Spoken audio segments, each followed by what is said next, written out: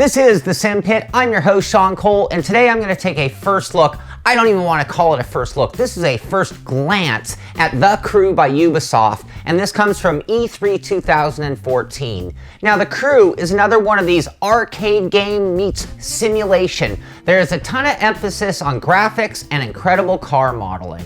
Now, one of the things that separates The Crew from some of the other arcade simulation driving games out there is the fact that it is open world and sort of an MMO style game, and that's very different approach. Now, the open world takes place in the United States, and you can literally drive from Los Angeles to New York.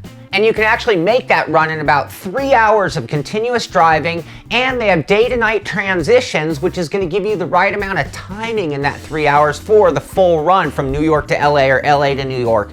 Meanwhile, while you're out there, you can take detours to just about any of the major, well, a lot of the major cities, and in those cities you're going to find different challenges, races, and things going on.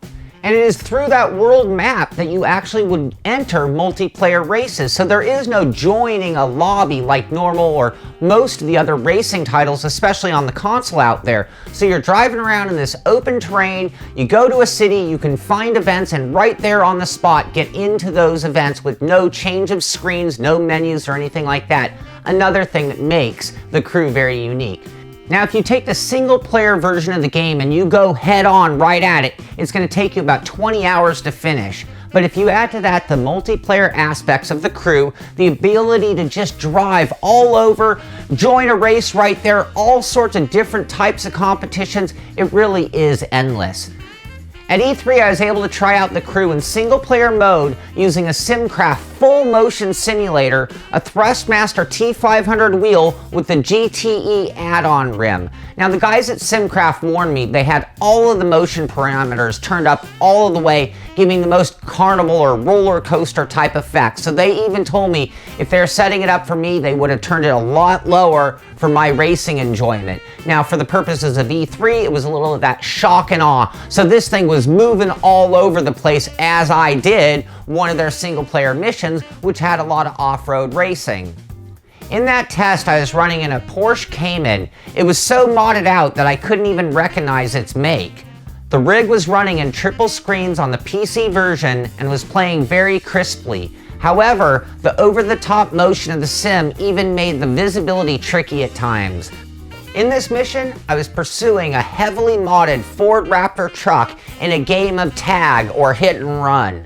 Between the graphics and the amount of terrain to deal with, I can see how this could be a great amount of fun. However, one observation was that I did notice that on the terrain, there are a lot of items out there you could run right through, like trees or fences. You never knew which obstacle would be solid or transparent. Then it was time to switch over to driving a tricked out 370Z in the downtown streets of Detroit. I was able to drive like a madman on the open streets, drifting the car sideways through the corners. There are plenty of different types of events that will challenge your driving skills and have you upgrading or altering your vehicles. When it comes to the concept of off-road, be prepared to take some of the most modern cars and give them the stadium truck makeover for racing. You will be entering events with straight-up racing in all sorts of disciplines. You will have run and chase type events against your competition, against the clock, or even the cops. You will have fun games like tag, and the whole time tuning your cars around those events. The cars themselves come in a wide variety of flavors too, from the most recognizable names in cars.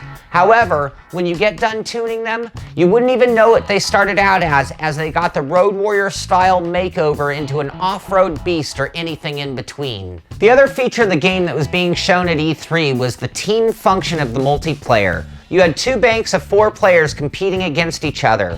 On one side in blue was the New York Eagles versus on the other side the red team of the Los Angeles Bears. They were doing a multiplayer version of the tag game that I had tried out earlier, which looked like a lot more fun with a big crowd.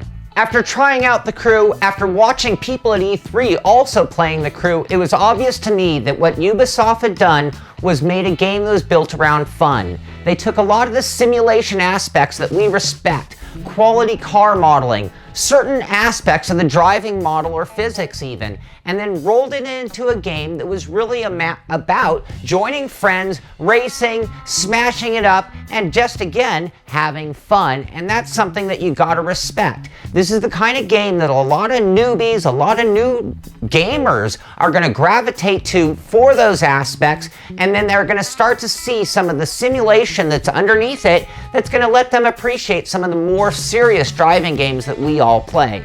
So again, at E3, we only get these brief looks, one or two circumstances to actually test things.